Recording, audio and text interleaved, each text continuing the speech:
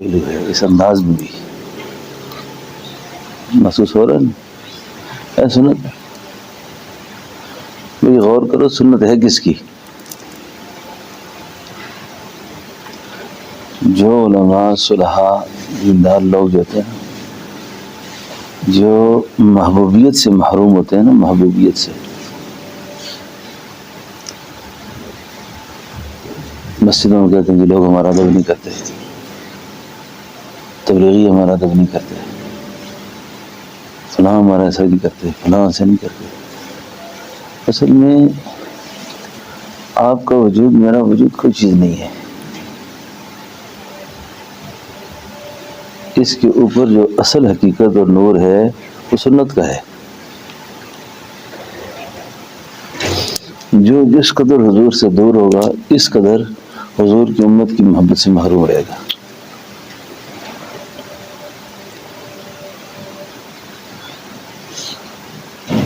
اب وہاں کی دوری، وہاں کا قرب، وہاں کا بعد، اس کا تعلق اس سے بھی نہیں ہے کہ آپ روز مدینہ منورہ جاتے ہیں،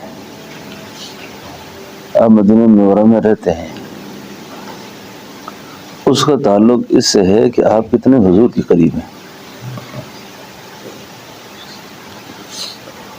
تو حضور کے قریب ہونے کے لیے قُلْ إِن كُنتُمْ تُحِبُّونَ اللَّهَ فَاتَّبِعُونِي يُحْبِبْكُمُ اللَّهُ۔ بس یہ خاص چیز ہے، اصل چیز یہ ہے۔ تو سنت غیر موقدہ کا مستقل ترک یا اس کو غیر اہم سمجھ دینا مستقل طور پر، یہ رسالت کے حقوق کے خلاف ہے، یہ رسالت کے حق کے خلاف ہے۔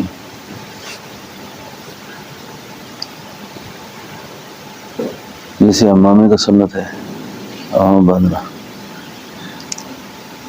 لباس کی سنتیں ہیں، اور اگلی بات جو میں رات کو عرض کرنے کا ارادہ تھا، یعنی تنہائی کی سنتیں، یعنی تنہائی کی سنتیں، یعنی تنہائی کے موقع پر ہماری جو معمولات زندگی ہیں وہ کیسے ہیں۔ ایک بات ذہن میں رکھیں کہ آپ اگر دھیان دے کر سنت پہ عمل کرتے ہیں، دھیان دے کر، یہ بات عوام سے کرنے کی نہیں ہے کہ آپ غیر سنت موقعہ کو عوام پر زور لگانا شروع کر دیں، یہ ذاتی زندگی کی باتیں ہیں۔ مثلا میں اگر امامہ باندھنے لگ گیا ہوں، اب میں ہر وقت آپ کے پیچھے پڑھا رہا ہوں، اور بھائی کہ امامہ کیوں نہیں باندھتے تم، امامہ کیوں نہیں باندھتے تم، امامہ کیوں نہیں باندھتے تم، تو حالانکہ یہ آپ ذاتی ہماری تربیت کی بات ہو رہی ہے۔ یعنی غیر سنت موقعہ پر بھی اتنا التزام کر دینا کہ اس کو فرد کا درجہ دے دینا، یہ بھی ٹھیک نہیں ہے۔ بات سمجھے نا؟ جب تربیت کا مزاج ٹھیک نہیں ہوتا نا، ہمارے ہاں ایک مولوی صاحب ہوتے تھے، بزرگ تھے، بڑے نیک آدمی تھے، اللہ ان کی بخشش کرے، وہ امامے کے بغیر کوئی نماز پڑھاتا، اس کی پیچھے نماز نہ پڑھتا۔ یہ خود ایک بیماری ہے، یہ الگ مسئلہ ہے، یہ خود ایک مستقل بیماری ہے۔ کیوں کہ امامہ جو ہے وہ سنت لباس ہے، سنت نماز نہیں ہے، سنت لباس ہے۔ سنت نماز میں نہیں آتا کہ آپ نماز کے لیے امامہ باندھ دیں، جیسے پنجاب میں رکھا ہوتا ہے ممبروں کے اوپر کہ امام مسئلے پہ کھڑا ہوتا تو سر پہ رکھ لیتا ہے، اور جب نہیں ہوتا تو اس کو اٹھا کے پیچھے رکھ لیتے ہیں۔ یعنی اس پہ بھی سنت کے مزاج کو سمجھنا چاہیے۔ یعنی وہ امور جس پہ یہ سمجھیں کہ اس کے زیادہ اہتمام سے امت کے اندر عوام میں جو حالات میں ہے، اگر کوئی معاملہ جسے میز کا کھانا ہے، میز پہ کھانا، بیٹھ کے اوپر کرسی پہ بیٹھ کھانا، کئی لوگوں کے یہاں یہ ٹھیک نہیں ہے۔ جب یوں سمجھیں کہ اگر اس میں بھی افراد تفریح کا غلبہ ہے تو آپ بیٹھ کے کھائیں، میز پہ کھائیں آپ۔ یعنی کئی سارے بزرگ الفاظ میں یا جذبات میں کسی باتیں کر دیتے ہیں، وہ عوام کے لیے مسائل پیدا ہو جاتے ہیں اس میں۔ یہ مسئلہ سمجھ آ رہا ہے؟ سمجھ رہی ہے اس بات کو؟ تو تو سنت غیر موقدہ کا بھی اہتمام، اس کو اپنی ذات کی حد تک تو بندہ خوب اس کا اہتمام رکھے، تاکہ سنت موقدہ سے اس کو انحراف پیدا نہ ہو، سنت غیر موقدہ سے اس کو انحراف پیدا نہ ہو۔ یعنی یہ سنت موقدہ کو بچانے کے لیے کرنا ہے کام۔ اب جیسے سفر ہے، سفر کے اندر دو نمازیں ایسی ہیں جیسے فجر ہے اور مغرب ہے، گنجائش تو اس کی بھی موجود ہے کہ نہ پڑے گی، ایسے ہے نا کہ نہیں؟ لیکن ان کی حضور نے اتنی تاکید فرمائی، اتنی تاکید فرمائی، اتنی تاکید فرمائی کہ آپ اگر میدان جہاد میں آپ کو گھوڑے بھی رون ڈالیں تو پھر بھی تم نے یہ سنتیں نہیں چھوڑنے، اندازہ کر لیں۔ ایسے اس میں تو حضور کو بہت زیادہ محبوب ہے نا۔ تو میرے ذہن میں ابھی ایک بات یہ آئی ہے کہ آپ کو بس ذہن میں ایک بات ہونی چاہیے کہ یہ میرے محبوب کو جب محبوب تھی تو اس لیے مجھے محبوب ہے، بس میرے محبوب کا طریقہ ہے تو لہٰذا مجھے یہ طریقہ پسند ہے۔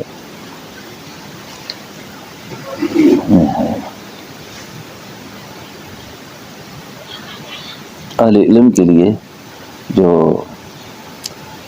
اہم مسائل ہیں نا سنت کے اعتبار سے، اس میں شیخ الحدیث والتفسیر حضرت مولانا سرفراز خان صاحب رحمہ اللہ کی کتاب ہے راہ سنت، راہ سنت کو دیکھنا چاہیے، یعنی جس میں عمومی طور پر یہ بدعات، خرافات اور اس طرح کی چیزیں ہمارے اندر رائج ہوتی جا رہی ہیں نا، خاص طور پر ان کے لیے۔ اور مکتوبات امام ربانی جو ہیں اس کا بھی اہتمام بہت ضروری ہے۔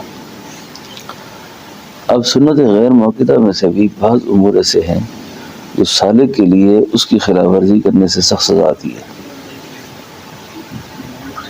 سالک کے لیے، کیونکہ جس راستے کا ہم انتخاب کر کے چل رہے ہیں نا وہ راستہ خاصوں کا ہے، وہ راستہ خاص لوگوں کا ہے۔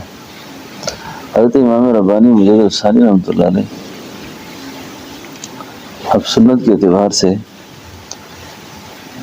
اب بیت الخلاء میں جانا ہے، بیت الخلاء میں بعض علماء پر بھی بعض صلحاء پر بھی طویل انقباض رہتا ہے، طویل انقباض۔ اب طویل انقباض یہ ٹھیک نہیں ہے، یعنی ہر وقت ہی بندے پہ غفلت ہوتی صحیح نہیں ہے نا، یعنی ہر وقت بندہ بس نماز کے لیے ایک زور لگانا ہے، بد نظری سے بچنے کے لیے زور لگانا ہے، گناہوں سے بچنے کے لیے ہر وقت اپنے آپ کو مشقت میں رکھنا ہے،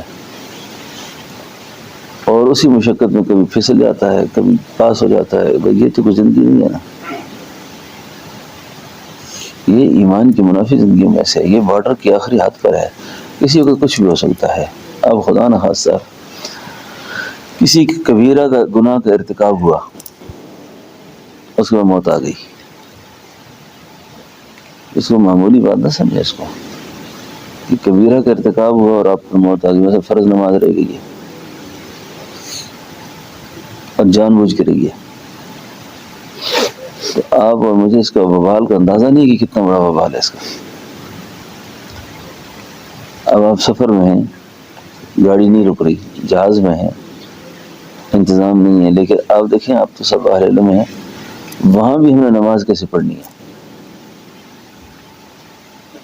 نماز کی چھوٹ نہیں ہے نا، جبکہ آپ پر اس وقت بھی نماز کا اعادہ واجب آ جاتا ہے کہ آپ نے نماز کا اعادہ کرنا ہے، لیکن وہاں بھی نماز کی شکل بنانی ہے، ایسے ہے نا، وہ کیوں کرنا ہے؟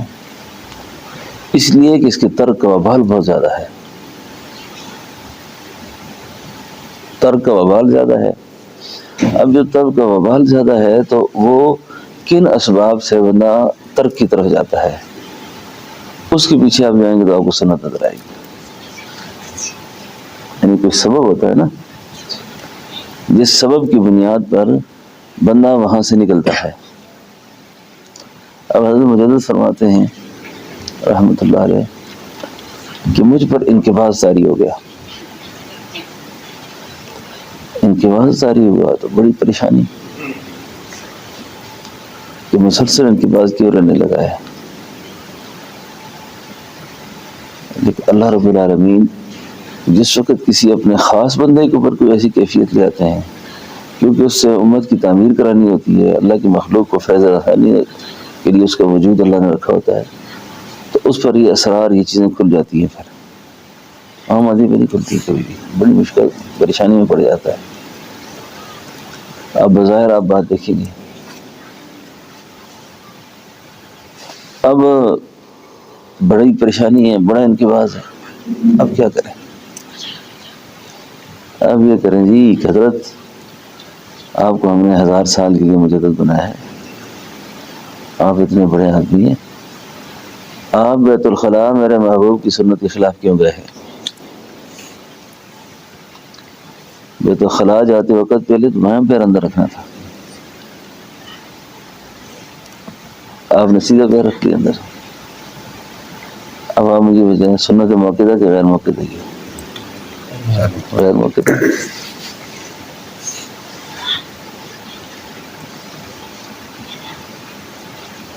لیکن اب یہاں دیکھیں اس آدمی پر کیسے گرفت ہو گئی. تو ہمارے بہت سارے مسائل ایسے ہیں جن میں ہم برکت سے محروم ہوتے ہیں, روحانیت سے محروم ہوتے ہیں. اس کی بڑی وجہ یہ ہوتی ہے کہ ہم سے تقاضا کوئی اور ہوتا ہے. اب یہ بات عام آدمی کے لیے نہیں ہے, ایک عام آدمی نے نہیں کیا, اس کو پتہ ہی نہیں ہے.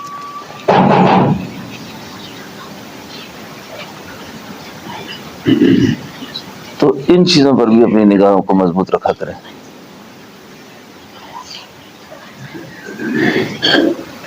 حکیم صاحب رحمۃ اللہ علیہ کا ایک شعر ہے بڑا اچھا, سنت سے ملاتے ہیں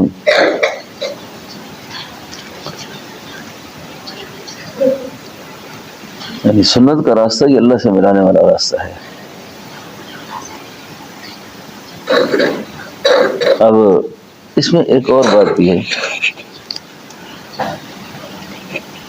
یہ مذہبی جنونیت, مذہبی جذبات کے بھی بعض اوقات اچھے نہیں ہوتے. ایسا دیکھیں کہ اب میں اپنی بات کرتا ہوں نا, میرا جیسے باری برکم آدمی ہے, میں بیٹھ جاؤں تو اٹھنا مشکل. اب کئی دفعہ جذباتی طور پر کئی لوگ دسترخوان میں بیٹھے ہوئے کہ ہاتھ دھونا سنت ہے, ہاتھ دھونا سنت ہے. اب یہ کون سی سنت ہے؟ یہ غیر موقع ہے. اب اس پہ میزبان کو پریشان کرنا یہ دل آزاری میں آتا ہے.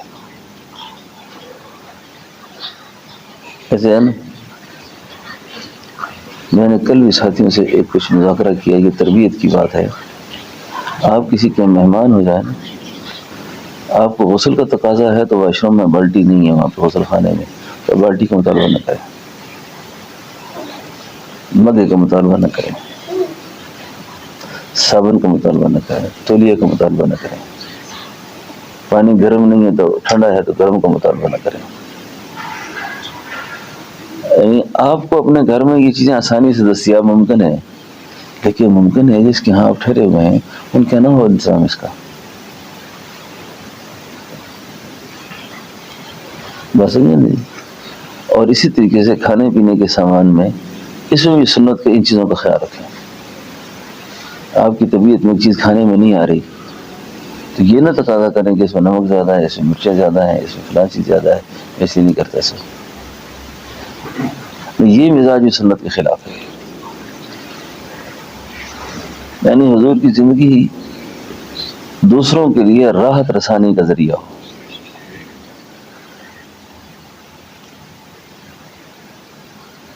اس میں سنت کے خلاف میں نے بہت زمانہ پہلے کسی بزرگ سے پوچھا تھا, انہوں نے فرمایا کہ ہاں اپنے گھر کے اندر یا بے تکلفی میں اپنے ذوق کا اظہار کر سکتا ہے آدمی. جیسے میں اگر مریض ہوں شوگر کا تو میں کہہ سکتا ہوں کہ میرے لیے ذرا چائے جو نا وہ چینی کے بغیر دے دیں. لیکن ابھی اگر آ گئی ہے، ان لوگوں کو نہیں پتا اس پہ میرا طرز عمل کیا ہو. اس سے کیا طرز عمل ہونا چاہیے؟ اس پہ یہ طرز عمل ہونا چاہیے، نہیں پی سکتا تو کوئی عذر کر لے، کوئی بہانہ کر لے، بات ادھر ادھر کر دے. لیکن ایسا کوئی عمل نہ کرے جس سے کسی کی دل آزاری ہو. اب سنت کے اندر بھی اسی طرح کے مسائل ہیں بہت زیادہ ان چیزوں میں. غیر سنت موقعہ پر اس قدر تاکید شروع کر دینا دوسرے لوگوں کو تکلیف کا ذریعہ بن جائے، یہ بھی سنت کے خلاف ہے. ٹھیک ہے، یہ مسئلہ ہے، یعنی یہ بھی سنت کے خلاف ہے. تو میری یہ بات تو آپ کو صحیح سمجھ آ رہی ہے نا سر؟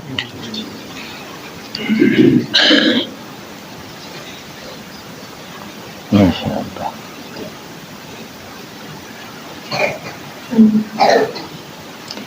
وما آتاکم الرسول فخذوہ وما نہاکم عنہ فانتہوا. واتقوا اللہ ان اللہ، کس طرح؟ خیر جی، واتقوا اللہ ان اللہ شدید العقاب.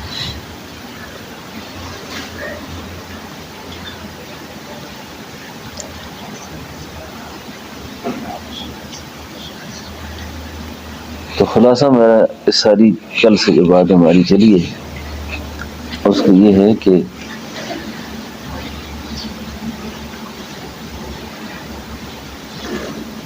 مضمون زبردست سٹارٹ تھا رات کو، بس اس میں کچھ رکاوٹ ہے. بس خلاصہ یہ ہے کہ اپنی ذات میں سنت غیر موقعہ کو بہت اہم سمجھے، بہت اہم سمجھے، تاکہ سنت کا دفاع ہو سکے، تاکہ سنت موقعہ کا دفاع ہو سکے. اور سنت موقعہ بچیں گی تو اس کے واجبات بچ جائیں گے، کیونکہ نفل دفاع ہے سنت کا نا. پھر اس کے فرائض بچ جائیں گے، پھر اہمیت فرض اس میں باقی رہے گی. اہمیت ہے اس نے جنم گلے سے کرم اس میں بھی تو گلا نہیں ہے. فائدہ ہو جائے گا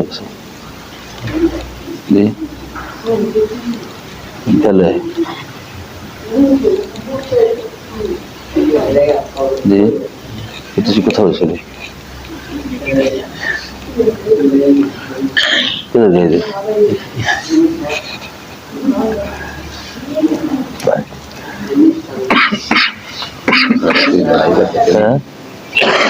لڑائی کر کے یہ تو پتہ چوگی ہے سنگی